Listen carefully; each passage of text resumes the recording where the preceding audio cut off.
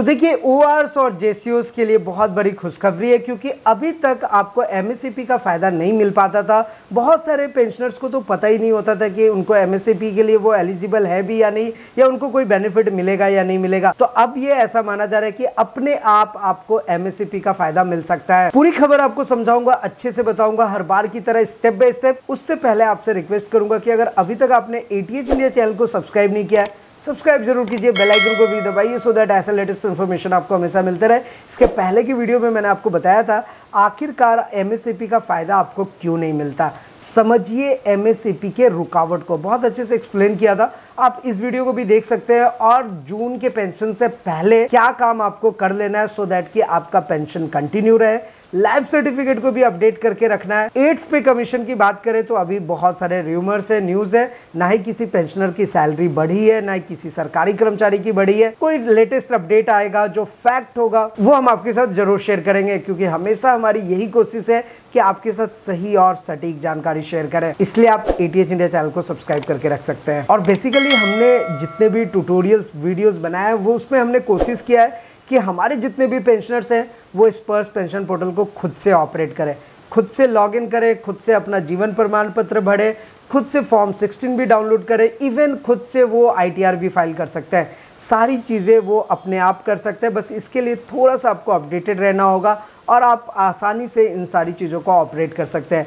कोशिश हमारी यही है कि सारे पेंशनर्स के लिए ये और भी ज़्यादा आसान हो, इसलिए हम सारे वीडियोस आपको प्रैक्टिकल बना करके देते हैं। फिलहाल अभी हम बात कर रहे हैं एमएससीपी के बेनिफिट को लेकर के। देखिए, अगर हम एमएससीपी की बेनिफिट की बात करें, एमएससीपी की फायदे की बात करें, तो आज के टाइम पे, और ये एकदम फैक्ट है क्योंकि बहुत सारे पेंशनर से हम बात करते हैं, उनके बहुत सारे कमेंट आते हैं, मैसेजेस आते हैं। आज के टाइम पे हमारे जेसीओज और ओआरएस को बहुत सारे, मैं सबकी बात नहीं कर रहा, लेकिन बहुत सारे जेसीओ ओआरएस की बात कर रहा हूँ जिनको ये पता ही नहीं है कि उनको एमएससीपी का बेनिफिट मिलेगा या नहीं मिलेगा, वो इसके लिए एलिजिबल है या नहीं है। और देखिए, ये बात बिल्कुल सही है। दैट इज द रीजन कि जो एक्स इंडियन आर्मी मूवमेंट है, यानी कि एक्स इंडियन सर्विस लीग ने एक लेटर लिख दिया ऑलरेडी आर्मी हेडक्वार्टर को कि ये लिस्ट जो है वो जारी होनी चाहिए। तो यहां से बात यही निकल करके आ रहा है कि रिकॉर्ड ऑफिस को अपनी तरफ से एक लिस्ट जारी करनी चाहिए।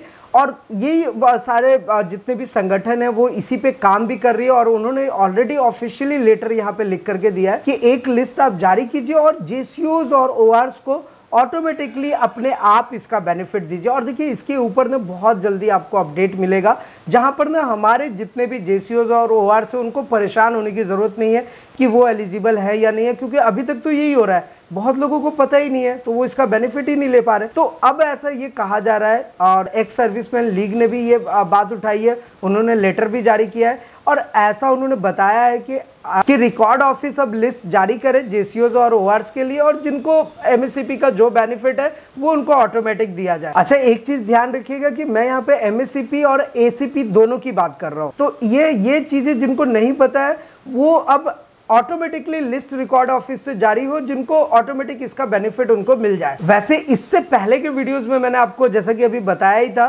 कि एमएससीपी का बेनिफिट जो है वो नॉन क्वालिफाइंग सर्विस को भी मिल सकता है। कैसे मिल सकता है, इसके लिए थोड़ा सा आपको मेहनत करना पड़ेगा, थोड़ा सा लगना पड़ेगा। तो नॉन क्वालिफाइंग सर्विस में भी जैसे आपका एक्शन विदाउट लीव AWL का रहता है केस, या फिर आप कह सकते हैं RI का रहता है, या OSL का रहता है। OSL कहने का मतलब आप समझ ही रहे होंगे, ओवर स्टे लीव का। तो वहाँ पर भी आपको एमएससीपी का बेनिफिट मिल सकता है। वहाँ पे थोड़ा सा आपको अपडेटेड रहना पड़ेगा। इसके ऊपर एक सेपरेट वीडियो में हमने आपको बताया हुआ है कि किस तरीके से आप उसका बेनिफिट ले सकते हैं। और दूसरी चीज़ है कि बहुत सारे पेंशनर का एमएससीपी रुक जाता है, उनका पेंशन का बेनिफिट नहीं मिल पाता, तो वो कैसे इसका बेनिफिट ले सकते हैं, उसके ऊपर भी हमने एक सेपरेट वीडियो बनाया हुआ है। तो वो वीडियोस आप ज़रूर चेक करें। और एमएससीपी को लेकर के अगर आपके पास भी कोई प्रॉब्लम आप फेस कर रहे हैं, हमारे साथ ज़रूर कमेंट में शेयर कीजिए। हम कोशिश करेंगे उस प्रॉब्लम के सॉल्यूशन के ऊपर और किस तरीके से उसका हम बेनिफिट ले सकते हैं। अभी का जो अपडेट है एमएससीपी को लेकर के वो आप समझ ही गए होंगे कि एमएससीपी को लेकर के अब ऐसा एक लेटर में भी ऐसा माना जा रहा है कि रिकॉर्ड ऑफिस से आएगा, जिसमें साफ साफ रहेगा और जिनको जो बेनिफिट रहेगा ऑटोमेटिकली मिल जाएगा। अब इसमें जेसीओ और ओआरएस को पता करने की जरूरत नहीं है कि वो एमएससीपी के लिए एलिजिबल है या नहीं है। अब जो अपडेट आएगा आपके साथ जरूर शेयर कर देंगे। फिलहाल स्पर्श पेंशन पोर्टल को लेकर के आप जरूर अपडेटेड रहिए। अब देखिए, स्पर्श पेंशन पोर्टल का ये ऑफिशियल वेबसाइट है, ये तो हम सबको पता है, spurs.defensepension.gov.in।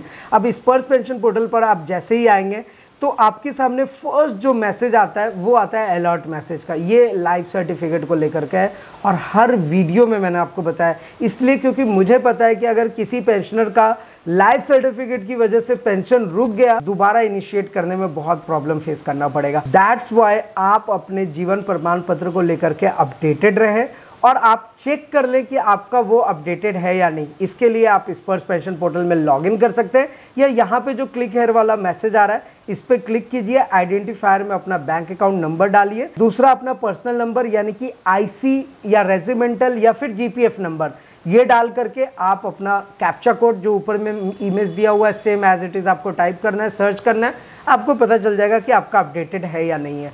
जिनका नहीं अपडेटेड है उनको तो एकदम लाइफ सर्टिफिकेट सबमिट करना पड़ेगा। जिनका डेटा ही अभी तक स्पर्श में माइग्रेट नहीं हुआ है उनको क्या करना है, उनको बैंक से जैसे मिलता था वैसे ही मिलेगा, वो अपना बैंक से कनेक्ट करके अपना स्पर्श पेंशन पोर्टल को अपडेटेड रख सकते हैं। तो इसके बारे में भी हमने काफ़ी डिटेल में बताया हुआ है, आपको सेपरेट इसके ऊपर वीडियो बनाया हुआ है, उन सारे वीडियोस के लिंक्स आपको नीचे डिस्क्रिप्शन में या फिर साइड में मिल जाएगा।